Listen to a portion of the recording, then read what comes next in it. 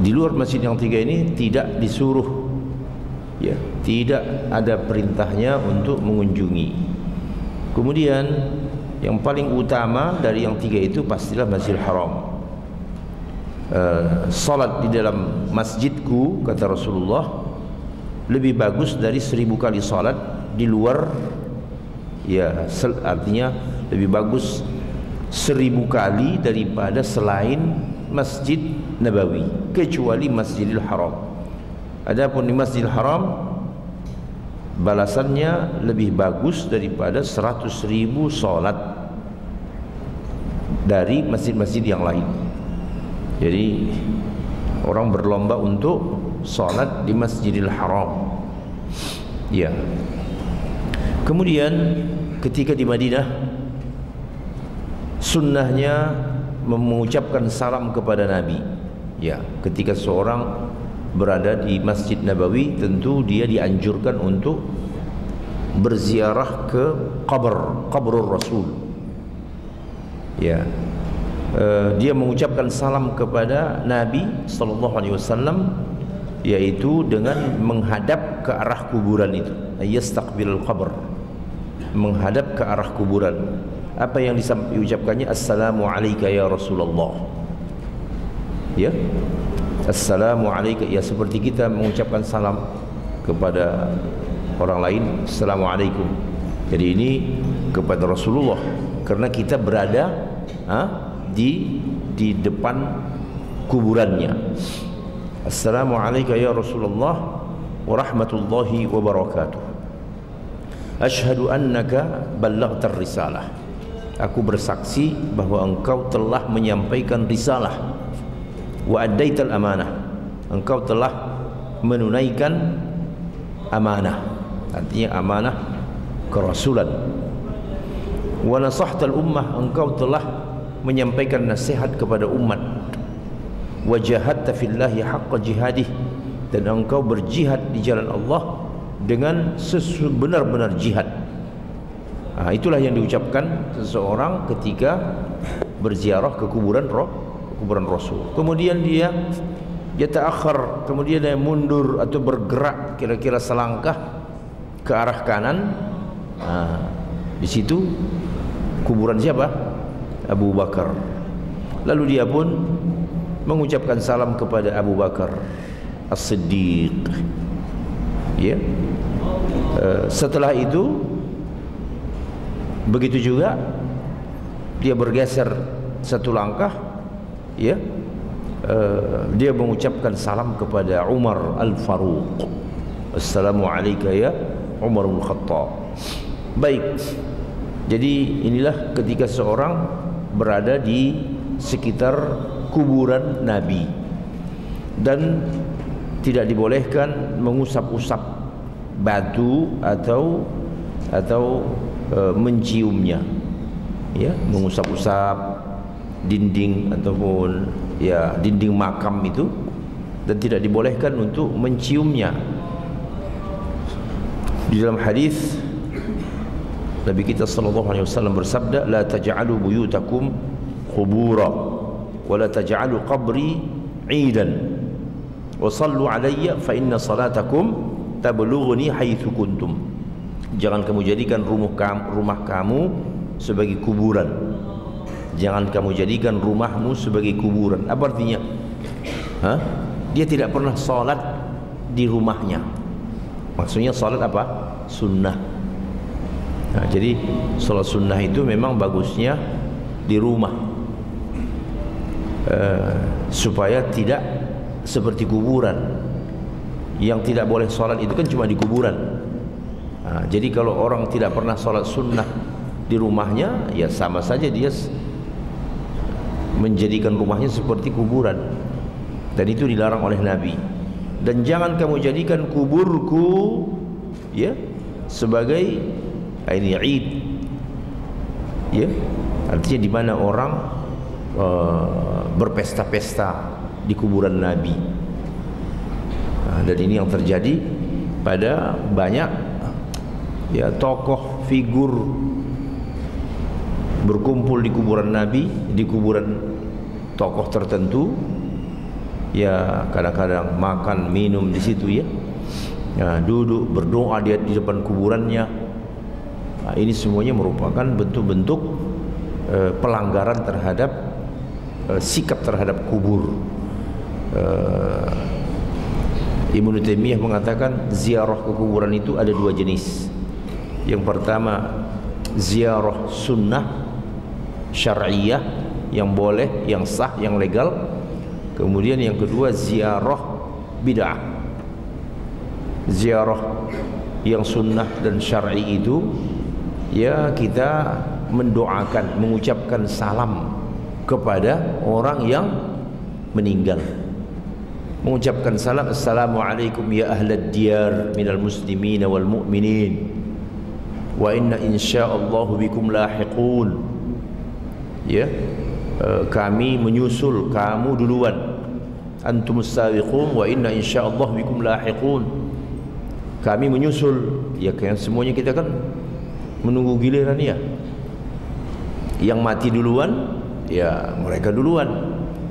Yang mati belakangan itu semuanya sudah ada apanya? Sudah ada gilirannya. Jadi ini ziarah yang syar'i. Adapun ziarah yang disebut ziarah bid'ah itu yang banyak dikerjakan oleh kaum muslimin. Ziarah untuk mendoa-doa di kuburan. Berdoa dia di kuburan itu. Artinya berdoa di sini bukan mendoakan orang yang mati, tetapi bahkan dia yang ya kata dia mengambil kesempatan di kuburan untuk berdoa. Mungkin orang yang meninggal ini, orang yang di ziarah ini adalah ya dianggapnya wali, orang besar, soleh. Nah, kemudian menjadikan kuburan itu sebagai tawassul, artinya sarana untuk mendekatkan dia kepada Allah sehingga doanya katanya apa? Diijabah. Nah, yang lebih parah lagi dia meminta kepada orang yang sudah mati itu.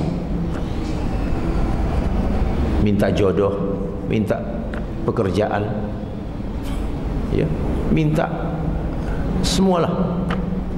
Minta rezeki kepada yang punya kuburan. Bahkan sholat juga di kuburan itu. Ini semuanya yang disebut dengan ziarah yang dilarang, ziarah bid'ah. Karena itu semuanya tidak pernah dilakukan oleh para sahabat. Iya.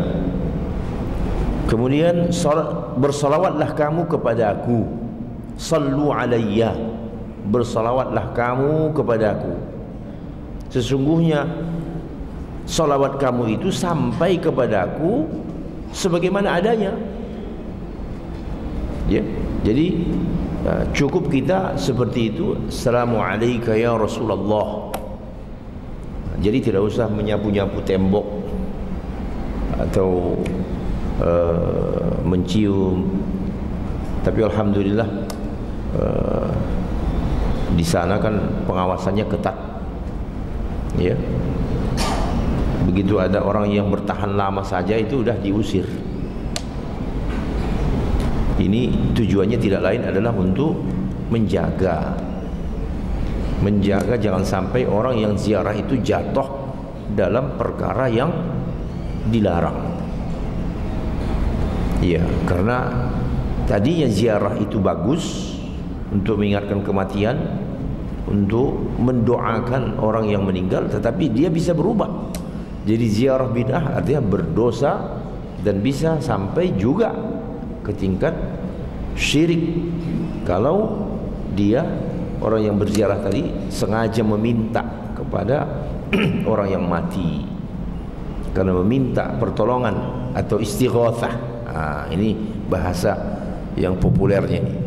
Meminta pertolongan atau istighatsah kepada orang yang sudah mati itu perkara yang dilarang di dalam syariat agama kita. Tidak pernah dijumpai sahabat datang ke kuburan Nabi untuk istighatsah. Ya, tidak pernah sahabat melakukan istighatsah di kuburan Nabi.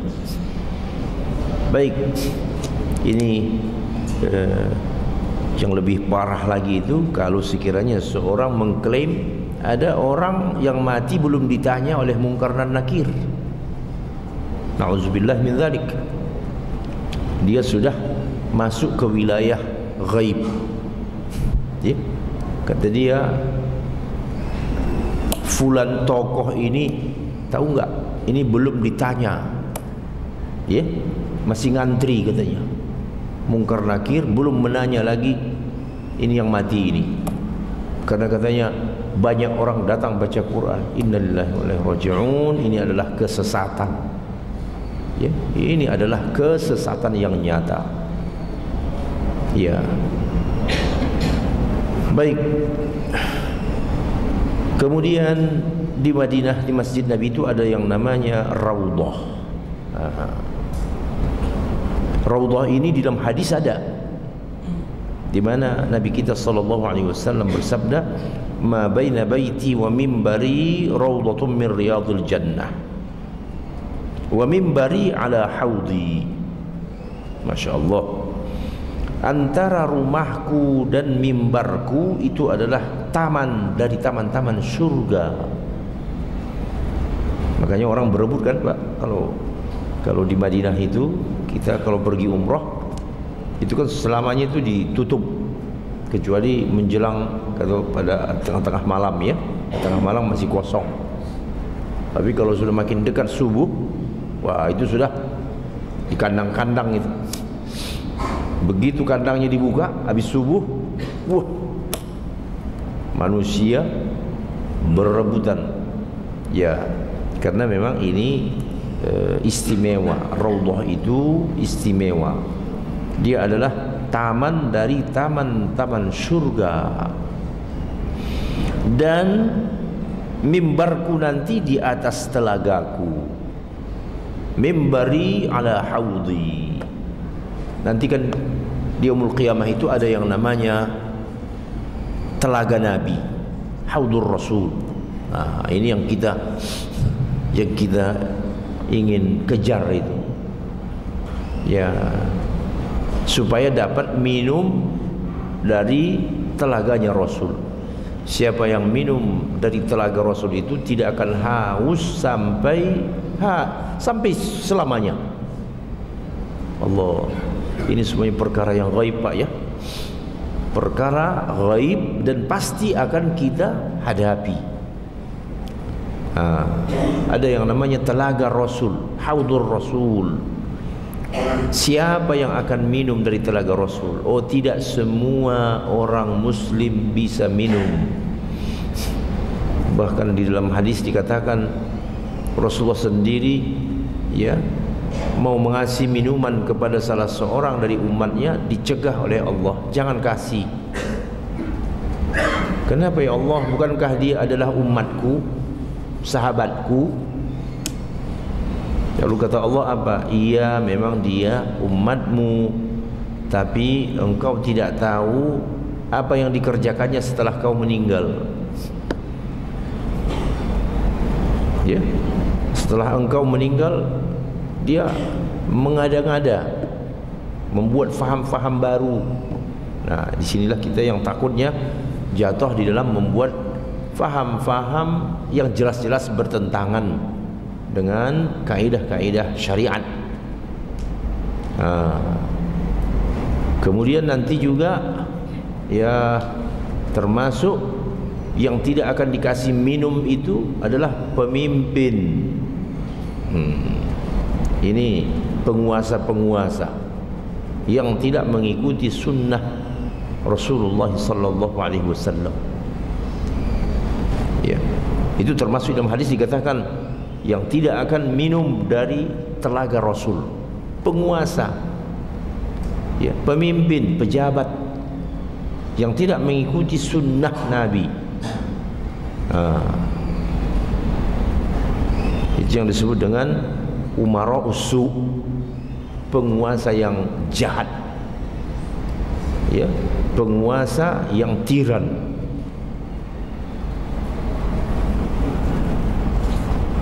Kemudian dianjurkan untuk mengunjungi Masjid Quba. Ya, Masjid Quba dekat dari Masjid Nabi, dan dianjurkan untuk salat di Masjid Quba itu karena Nabi sallallahu alaihi wasallam ya kana ya'tihi kulla sabtin, karena Nabi sallallahu alaihi wasallam terus menerus mengunjungi Masjid Quba ini setiap hari Sabtu. Kadang Nabi berjalan, kadang Nabi berkendaraan, dan beliau salat 2 rakaat. Ya sekitar 5 kilo lah ya dari Masjid Nabawi. Ya enak kalau jalan. Kemudian pahala orang yang salat di Quba, di Masjid Quba, ini didasarkan kepada hadis Rasulullah sallallahu alaihi wasallam, man tatahhara fi baitihi, barang siapa yang berwudu dari rumahnya, kemudian dia datang ke Masjid Quba lalu salat di situ, salat sunnah, maka dia mendapatkan pahala sama seperti pahala umroh. Ya. Jadi begitulah Allah memberikan keistimewaan kepada Masjid Quba. Kemudian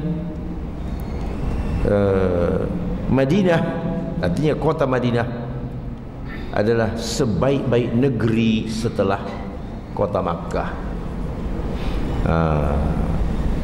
Ada di dalam hadis, wal Madinatu khairul lahum law kanu ya'lamun. Kota Madinah adalah yang terbaik untuk mereka kalau mereka mengetahuinya. Iya. Di dalam hadis yang lain, kota Madinah itu seperti apa namanya? Kalkir tangki khubzaha. Seperti itu alat yang menghilangkan karat-karat besi itu, ya, yang menghilangkan karat-karatnya dan membersih wayandah tayyibaha, ya, dan ya itu sama juga artinya ya yang membersihkan. Kemudian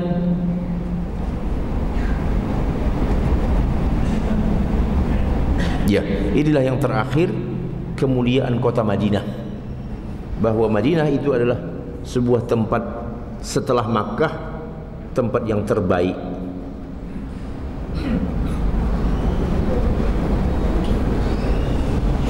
Selanjutnya kita masuk ke bab makanan. Selesai bab haji, selesailah pembahasan bab haji. Bab berikutnya bab tentang at-ta'imah. Jadi ini menunjukkan betapa luasnya Islam selain mengatur soal ibadah yang sudah panjang kita bahas, ya, lebih dari setahun lebih, sampai bicara soal makanan.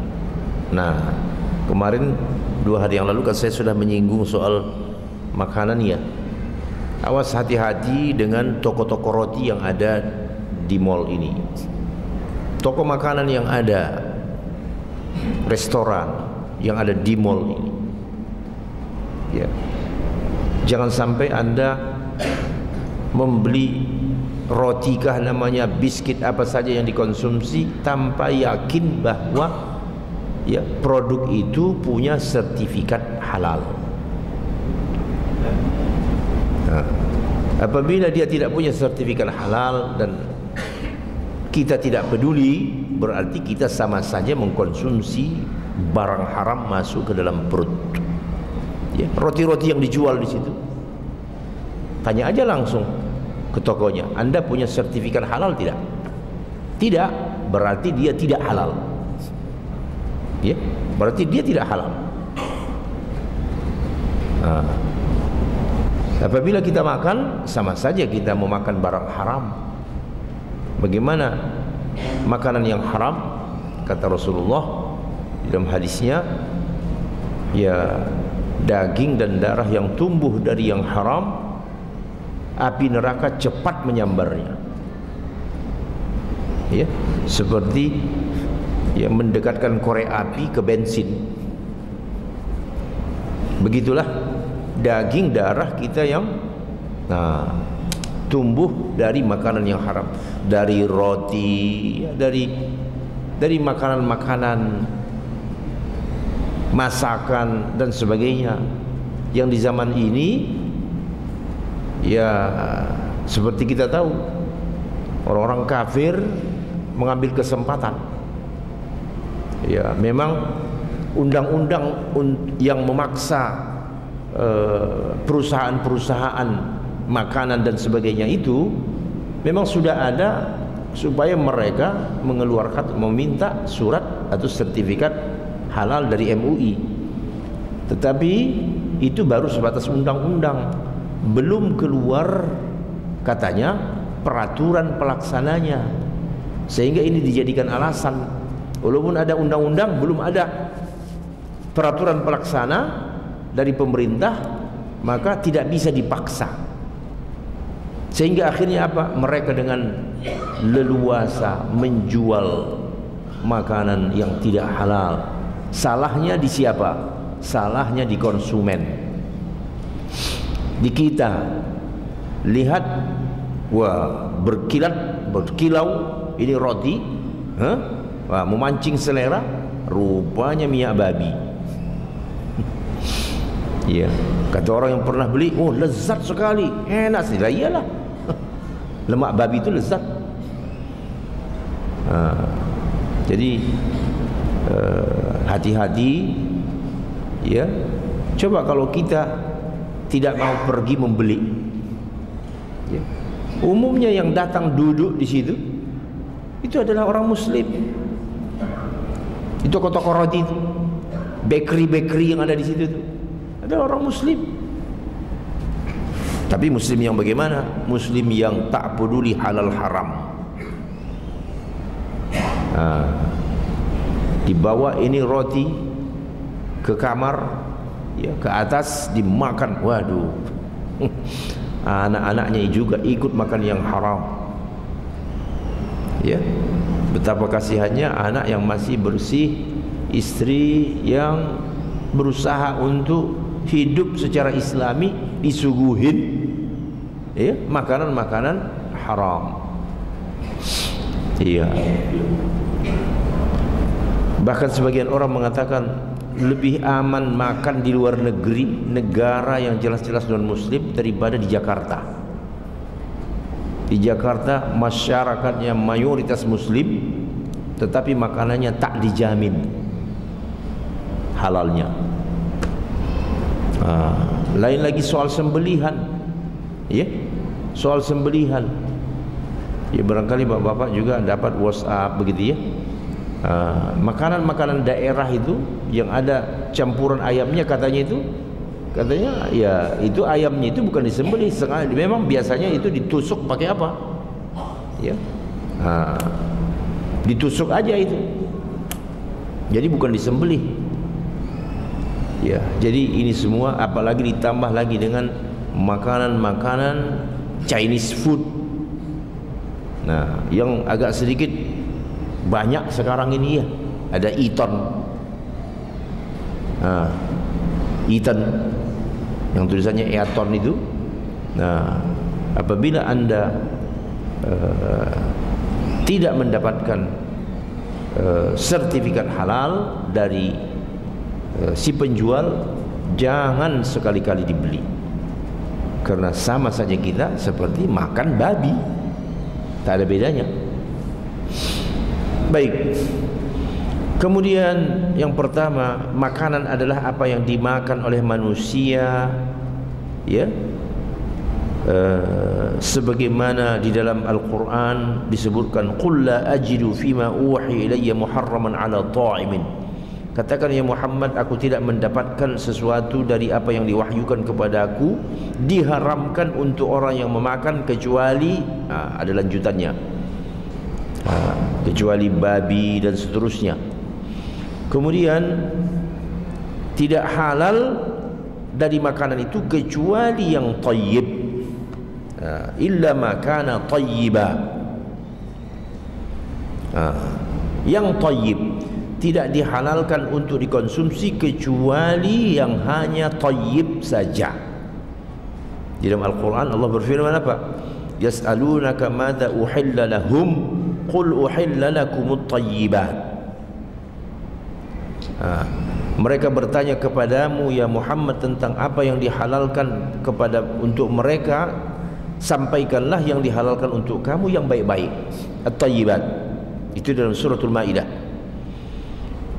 Kemudian yang thayyib yaitu apa yang diterima secara baik oleh an-nafs, diri manusia.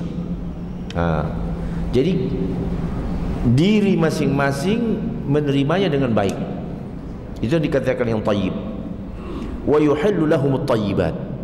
Allah menghalalkan untuk mereka yang baik-baik. Jadi bukan yang kotor. Jadi ini ada dua kan, yang thayyib dan khabith. Ini lawannya. Yang khabith, yang kotor, yang jorok, yang mengandung zat-zat yang beracun, bisa mematikan, bisa menimbulkan penyakit. Nah, di zaman ini yang paling jelas contohnya ini adalah rokok. Ya, rokok itu khabith, kotor, jorok, keji. Diharamkan bagi setiap muslim untuk mengkonsumsi rokok. Wal khabith, ini lawannya.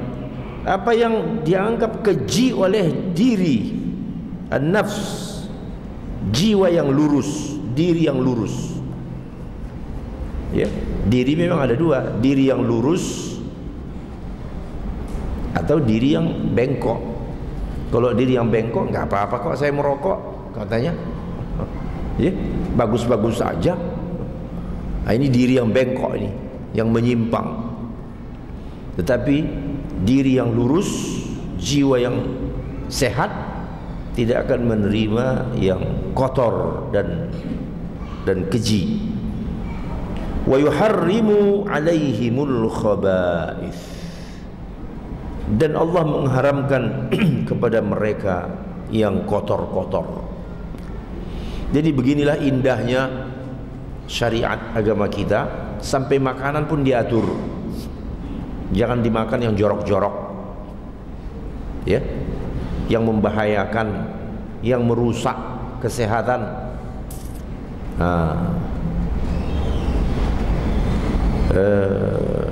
Yang dimakan apa? Yang thayyib.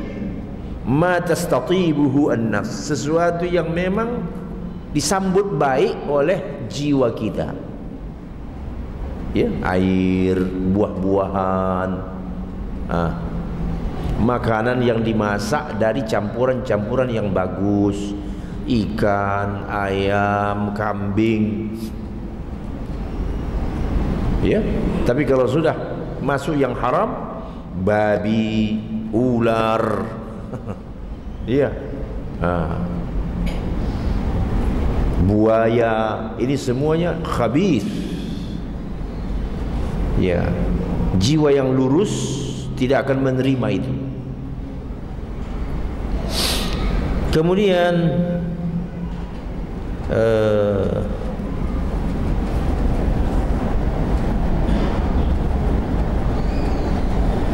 diharamkan ada 10 perkara.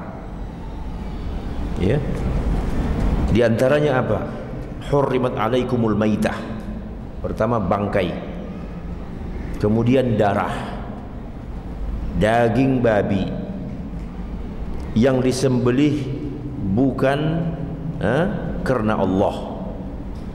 Kemudian yang tercekik. Kemudian yang apa lagi? Yang kecekik, yang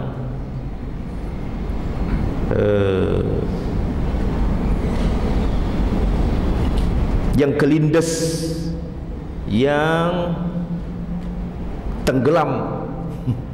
Kan Bisa saja ya, hewan masuk ke dalam air, ya, tenggelam akhirnya jadi mati. Nah, kemudian apa yang dimakan oleh binatang buas, kecuali apabila kamu sempat menyembelihnya. Dan begitu juga yang disembelih untuk patung berhala. Nah, ini semuanya bisa Bapak lihat di dalam suratul Maidah. Coba Bapak lihat suratul Maidah. Ada yang suratul Maidah, ada Quran. Yang terjemahannya bacakan langsung.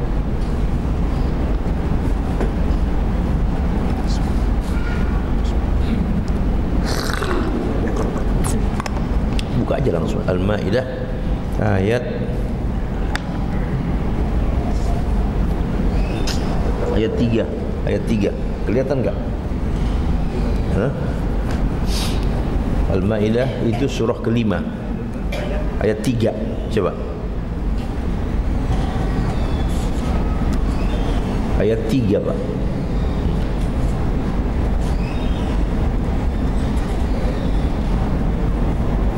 Di awal-awal itu. Paling atas dia tuh.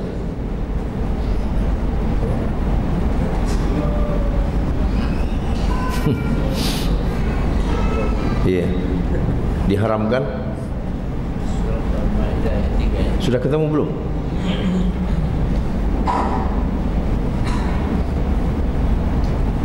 Ya. Nah, ayat 3, Pak.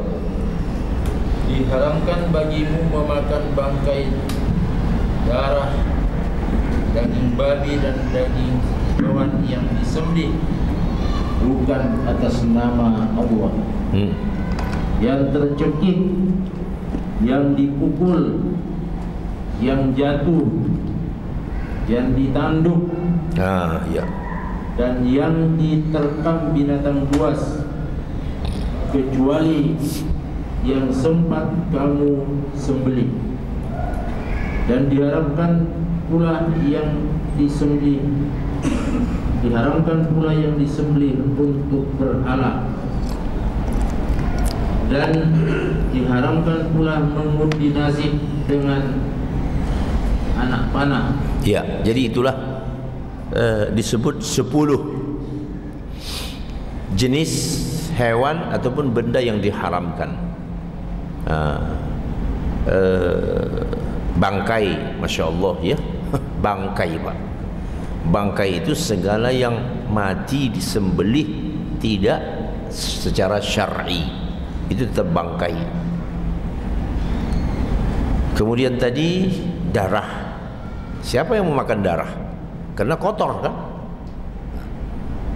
Ada pula sebahagian manusia sengaja ditampungnya ini darah, dibekukan, ya, digoreng. Coba manusia-manusia yang kotor, ya, coba Islam mengharamkan darah, karena darah bukan makanan. Jadi indahnya Islam ini luar biasa, Pak. Mengontrol makanan kita. Yang dimakan itu yang baik-baik. Karena makanan mempengaruhi kejiwaan. Ya. Mempengaruhi kejiwaan. Kenapa diharamkan binatang buas? Supaya kamu tidak buas. Itu contohnya gampang saja. Coba lihat orang kafir pemakan anjing. Persis seperti anjing itu sifatnya. Ya. Karena ada kan suku ataupun manusia kelompok yang memakan anjing, persis seperti anjing itu sifatnya. Galaknya minta ampun. Sementara kaum muslimin, yang dimakan kaum muslimin ini apa? Yang apa? Yang ramah, apa istilahnya? Yang jinak. Tidak bertaring, karena yang bertaring itu buas. Yang kita makan sapi. Makanya orang muslim itu ya begitu, supel, ya, baik. Karena itulah pengaruh dari makanan. Kemudian tadi Pak, daging babi. Daging babi ini semua unsur babi, lemak, kemudian kulit, semuanya, bulu, itu semuanya masuk dalam babi. Nah inilah sekarang yang ada di kita. Ya pakar-pakar mengatakan Jakarta ini dikepung babi. Ya, Jakarta ini dikepung babi. Arti dikepung babi ini apa? Banyak produk yang kita gunakan itu mengandung unsur apa? Babi. Jadi makanya tidak aman ditinggal di negeri seperti ini, nggak aman dari segi konsumsi. Bapak beli ayam nanti di pasar, umpamanya nih, apa tahu kita betul dia tuh, ya, begitu banyak orang ayam itu main tusuk saja. Jadi izinlah kita memang kalau mau artinya mau bersih, betul-betul halal, ya kita beli ayam itu di mana? Di tukang potong. Beli tukang potong, ya kita lihat dia potong,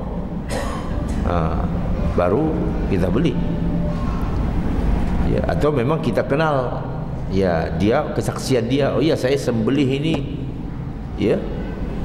Orang yang kalau belanja ayam ke pasar kan hidup, ya. Atau yang sudah mati tapi kita tanya dia, kelihatan kan bekas sembelihan. Ini bapak yang sembelih, oh iya pak saya yang sembelih ini, ya. Saya sembelih ini dengan nama Allah. Memang agak cerewet kita, perlu cerewet. Kemudian tadi apa? Daging babi dan yang disembelih bukan dengan menyebut nama Allah. Setelah itu tadi yang kecekek, ya ada binatang yang tercekik pak. Ya mungkin saja ayam itu kan, ya ayam itu kan lehernya ke bawah, dibawa pakai motor, atau di dalam keranjang. Ya, tidak tahu kita. Ya, ada yang mati, ya udah, dianggap saja itu, ya, dianggap saja mati secara halal syar'i. Kemudian tadi apa pak? Yang kecekek dan yang dipukul. Yang dipukul, yang ketabrak bisa juga ya.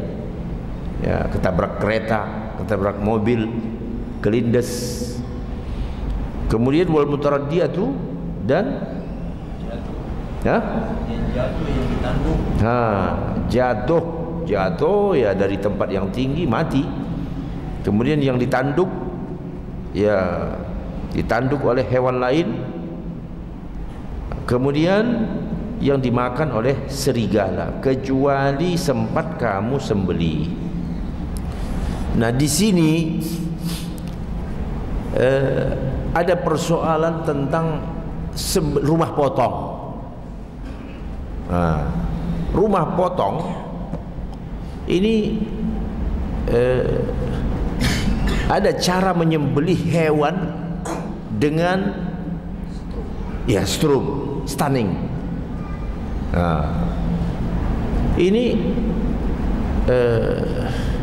Inilah memang wilayahnya juga di majelis ulama juga ini cenderung, bagaimana saya mengatakannya, saya pernah angkat ini, tanya gitu ya, ya kata mereka tak mengapa, karena ketika disembelih dia masih punya nyawa, jadi sengaja dilumpuhkan. Ya, ini semuanya kan cara orang kafir ya. Ini orang kafir di Eropa nggak mau menyembelih, tetapi mereka dengan cara distrum itu, karena kata mereka itu penyiksaan disembelih. Justru distrum itulah penyiksaan. Ya. Bahkan bisa dilihat itu dari diagram itu ya, bagaimana ketika dia begitu di strum.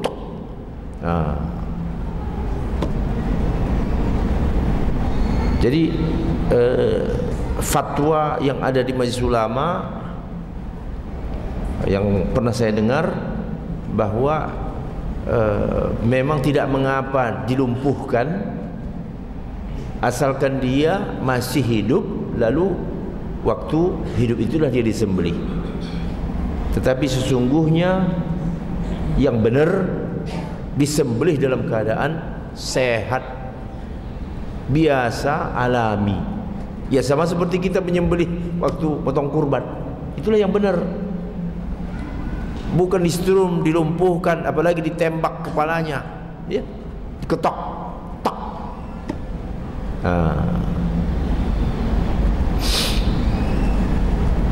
Iya. Jadi ini ada sedikit persoalan, paling tidak jadi perdebatan. Ya, penyembelihan yang ada di rumah potong. Dan kita pun juga tidak tahu Pak ya, entah sejauh mana gitu ya. Seharusnya pengawasannya ya sangat ketat lah, karena ini menyangkut ya makanan. Fatwanya memang begitu, membolehkan hewan itu disetrum atau dilumpuhkan asalkan ada kadarnya begitu ya, membuat dia jadi ya lemah saja, tidak berdaya. Lalu setelah itu barulah dia disembelih. Kemudian tadi yang disembelih untuk dipersembahkan kepada apa? Patung. Banyak itu. Mau membangun jalan tol. Ya. Ini nasihat dari siapa ini? Dukun. Wah, ini kalau mau bangun jalan tol mesti dikorbankan 3 kepala sapi, kata dia. Kalau tidak nanti banyak terjadi pelanggaran ini nanti di sini, kecelakaan terus nanti orang. Bahkan sampai-sampai ya keyakinan mereka itu kepala gadis. Nauzubillah min dzalik. Ya.